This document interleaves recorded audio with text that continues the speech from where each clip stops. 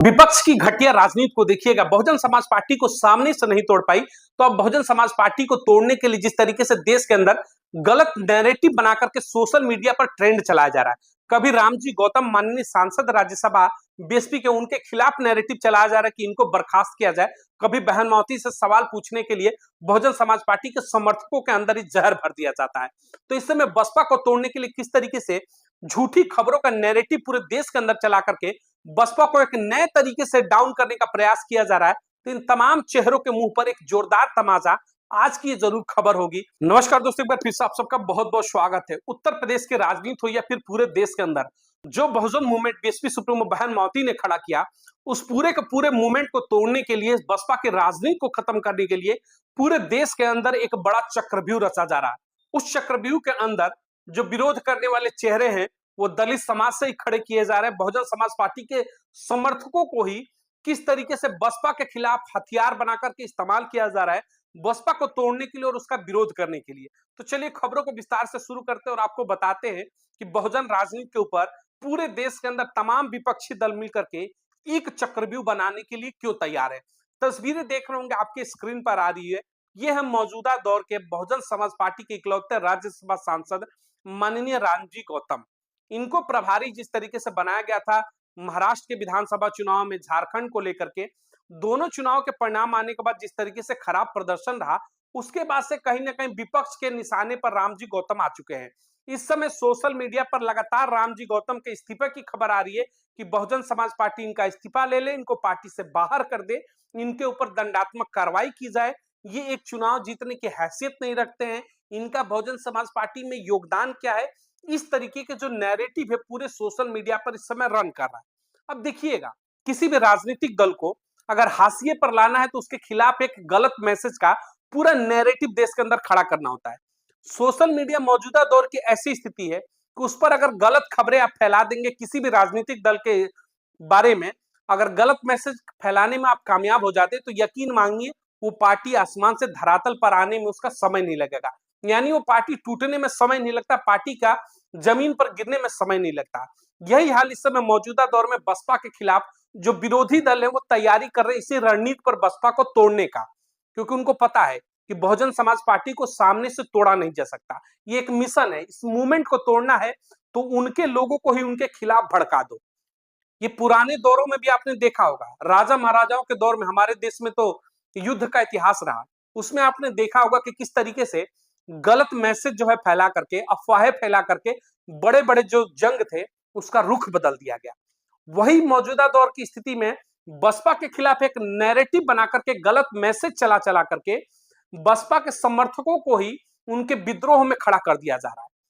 और बसपा के जो समर्थक है बिना सोचे समझे ही अपने ही माननीय राज्यसभा सांसदों पर सवाल उठाते हैं कि ये तो बेकार हो चुका है, ये तो निकम्मे हो चुके हैं, ये तो कुछ करते ही नहीं है।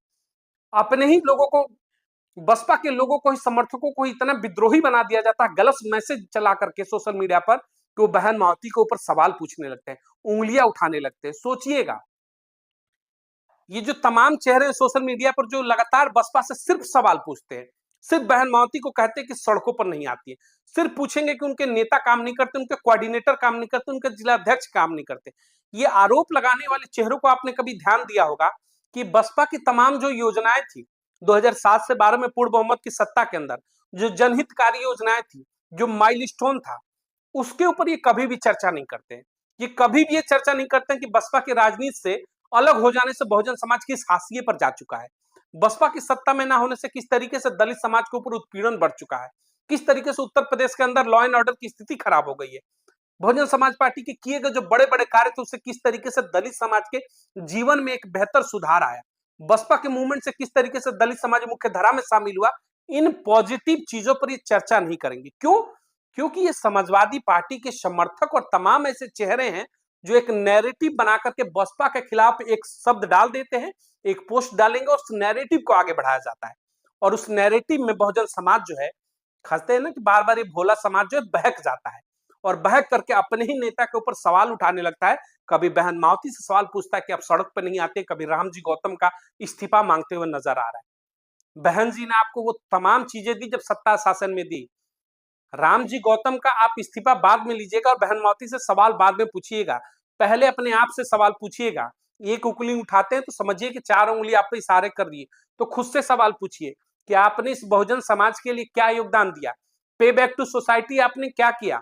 आप कितने कदम चलते हैं बसपा के लिए? कितने रविवार की छुट्टियां जो है आप बसपा के समर्थन में बिता देते हैं, लोगों के बीच में जाकर उसकी विचारधारा को बताने के लिए? कितने लोगों के बीच में आप जाकर के कहते हैं कि पूर्ण बहुमत की सत्ता में हमने आपके लिए क्या किया? आप योजनाओं को गिनाते हैं, कितने लोगों को आपने बसपा में जोड़ने का काम किया? एक भी नहीं। तो सबसे पहले सड़कों पर आप निकलना शुरू करिए। अब वो दौर नहीं है, 80 का दशक नहीं कि सड़कें नहीं है, चमाचम सड़कें हैं।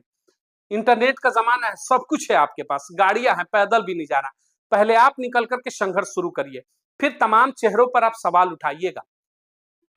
तो समझना होगा कि इस समय तोड़ने के लिए बीएसपी को एक अलग नैरेटिव चलाया जा रहा है कि इस समाज को ही उसके खिलाफ खड़ा कर दो जो समर्थक था, यानी कि जो बसपा के समर्थक है उन्हीं को विद्रोही बना दो। और विद्रोही बनाने के लिए सोशल मीडिया पर गलत गलत खबरें चला करके एक ट्रेंड चलाया जाता है कि बसपा इस्तीफा ले ले रामजी गौतम का, बसपा इस्तीफा ले ले कोऑर्डिनेटर का, बसपा इस्तीफा ले ले जिलाध्यक्ष का। तो अगर आपके अंदर काबिलियत हो तो आप समाज में मेहनत करिए। जरूरी नहीं कि बहन मावती ही सड़कों पर उतर करके प्रदर्शन करेंगी। अब मौका आपका है, पे बैक टू सोसाइटी करने का मौका आपका है। बहन मावती जब सत्ता शासन में बैठी तो पे बैक टू सोसाइटी किया, इस सोसाइटी को उस दौर से उठा करके ले गई, नीचे से उठा करके कुर्सी पर बैठाने का काम कर दिया, बूथ तक पहुंचा दिया, प्रदर्शन करने का आपके अंदर जज्बा दे दिया। तो अब मौका आपका है पे बैक टू सोसाइटी। लेकिन आप हैं कि उस नैरेटिव के अंदर, उस जाल के अंदर फंस जा रहे हैं और अपने ही नेता के ऊपर सवाल उठा रहे हैं। समय खराब होता है, राजनीति में स्थितियां परिस्थितियां बदलती रहती है। आज अगर चुनाव बसपा हार रही है तो उसमें रामजी गौतम की कोई गलती नहीं है। रामजी गौतम अपने तरीके से अपने लेवल पर प्रयास करते हैं कि चुनाव बसपा जीते। अगर रिजल्ट उसके फेवर में नहीं आता है तो परिस्थितियां खराब है, परिस्थितियां बदलेंगी। अगर आज यही चुनाव बसपा जीत रही होती उत्तर प्रदेश के अंदर या फिर अन्य राज्यों में, तो आप इसी रामजी गौतम और बहन मायावती को, इसी रामजी गौतम मौजूदा दौर के सांसद और बहन मावती को आप कहते हैं कि दुनिया के सबसे टॉप के लीडर हैं। तो सोचिएगा, परिस्थितियां खराब है, कोई भी नेता नहीं चाहता कि मेहनत करने के बाद चुनाव का परिणाम जो है उसके खिलाफ आए। तो रामजी गौतम जो लगातार कोऑर्डिनेटर बनकर के महाराष्ट्र चुनाव की तैयारियों में लगे हुए थे, झारखंड में लगे हुए थे, अब उनको जिस तरीके से उत्तराखंड का भी प्रभारी दे दिया गया, तो कोई भी नेता दिन रात मेहनत करके चुनाव हारने के लिए मेहनत नहीं करता है। लेकिन सब कभी कभी परिस्थितियां आपके पाले में आती हैं, कभी कभी परिस्थितियां बदल जाती हैं। तो परिस्थितियां बदलने का मतलब ये नहीं कि आप जो विपक्षी खेमा है उसका जो नैरेटिव है उसमें आप फंस जा रहे हैं, उस नैरेटिव से बाहर निकलिए। जो लोग अगर इस तरीके का ट्रेंड चलाते होंगे सोशल मीडिया पर कि रामजी गौतम इस्तीफा दे दे, बहन मावती सड़कों पर क्यों नहीं है, तो उनसे सवाल पूछिएगा कि कब तक वो सड़कों पर आएंगे। आप सड़कों पर कितनी बार निकले हैं? आपके घर की बहन बेटियां कितनी बार सड़कों पर निकली है? क्या सोसाइटी के प्रति आपकी कोई जिम्मेदारी नहीं है? पे बैक टू सोसाइटी आपके लिए नहीं बना है? आपकी कोई जिम्मेदारियां नहीं है? तो इस सवाल का जवाब आपको मिल जाएगा। तो ये जो विपक्ष का नैरेटिव है इससे बचिए। अपने ही नेताओं पर उंगली उठाने से, अपने ही नेताओं को घेरने से आपको कुछ हासिल नहीं होगा। आप उस गर्त में चले जाएंगे, उस चक्रव्यूह में फंस जाएंगे, जिस चक्रव्यूह का तोड़ यकीन मानिएगा किसी भी नेता के पास नहीं होगा। जो नए नवेले नेता है सोच रहे हैं कि ये उस चक्रव्यूह को तोड़ देंगे, तो यकीन मानिएगा चक्रव्यूह का पहला दरवाजा भी चंद्रशेखर रावण हो या फिर रामदास अठावले हो या फिर उदित राज हो या फिर तमाम ऐसे जो चेहरे खुद को जो कहते हैं कि बहुजन समाज को लीडर बन सकते हैं, या फिर बामन मिश्राम जैसे चेहरे, एक दरवाजा चक्रव्यूह का नहीं तोड़ पाएंगे। उस चक्रव्यूह को तोड़ने का मादा किसी के अंदर है तो सिर्फ और सिर्फ बीएसपी सुप्रीमो बहन मावती जैसे चेहरे जो आपको आज तक बचा करके रखी है। तो इस नैरेटिव को समझिएगा जो विपक्ष बार बार चलाती है, बसपा के नेताओं के खिलाफ ही आपको भड़का करके आपसे सवाल कराती है। सवाल जरूर पूछिएगा, अभी मौका सवाल पूछने का नहीं है, अभी मौका है कंधे से कंधे मिला करके मेहनत करने का। सत्ता शासन आए, आपके लिए अगर कुछ बेहतर योजना नहीं निकले, उस दिन आंखों में आंखें मिला करके सवाल पूछिएगा। बहन मावती से भी सवाल पूछिएगा, रामजी गौतम से भी सवाल पूछिएगा, मैं भी आपके साथ खड़ा होकर सवाल पूछूंगा। लेकिन पहले उस लायक बनाइए, सत्ता शासन का भागीदार दीजिए। अगर उसके बाद आपके लिए योजनाएं नहीं आती है, आपके पक्ष में काम नहीं होता है, आपकी बेहतरी के लिए काम नहीं होता, अगर आपके विरोध में कोई काम होता है, उस समय आंखों में आंखें डाल करके हम और आप सवाल पूछेंगे, बहन मावती से या फिर तमाम बसपा के लीडरों से। लेकिन मौजूदा दौर में ये समय नहीं है, ये समय है कंधे से कंधा मिलाकर के विपक्ष का जो नैरेटिव है उसको तोड़ने का, उसको चकनाचूर कर देने का।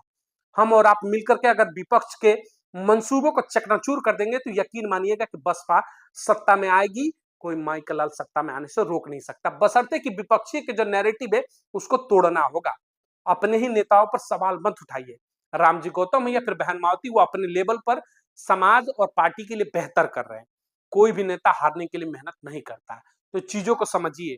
ये कांग्रेस पार्टी हो या फिर समाजवादी पार्टी, इनका जो नैरेटिव इस समय सोशल मीडिया पर चल रहा है, बसपा को तोड़ने के लिए गलत मैसेज का जितना से ज्यादा ये प्रचार करते हैं, उस प्रचार के ऊपर आपको विराम लगाना होगा और अपने नेताओं से बस सवाल करना बंद करिए, कंधे को मजबूत करिए। यकीन मानिएगा, सत्ता में वापसी बहुत जल्द होगी। 2027 में 2007 भी दोहराएंगे, बशर्ते कि साथ मिलकर के काम करिए। इस वीडियो को अधिक से अधिक लोगों तक शेयर जरूर करिएगा। मिलेंगे अगली तमाम बड़ी खबरों को लेकर के। चैनल को अधिक से अधिक लाइक और सब्सक्राइब करिए ताकि चैनल का कारवा आगे बढ़े। तो ऐसे जो फेक नैरेटिव चलाने का प्रयास कर रहा है विपक्ष, इसकी गिरवान पर हाथ रख करके इसके फेक नैरेटिव को चकनाचूर कर देंगे हम और आप मिल करके। मिलेंगे अगली तमाम बड़ी खबरों को लेकर। बहुत बहुत धन्यवाद।